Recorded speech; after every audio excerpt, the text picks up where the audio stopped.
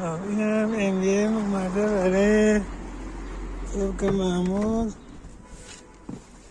این ولوماش مشکل داره. این نور کیلومترش رو قبلا براشون عوض کردیم. الان مشکل پنل داره که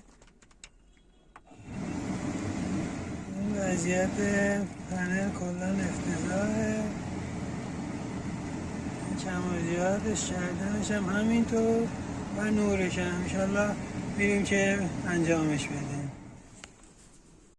خب دوستان، اینم از نتیجه کار. ما اینو انجام دادیم، هم نورش رو درست کردیم، این از وضعیت نورش، هم از وضعیت ولوما.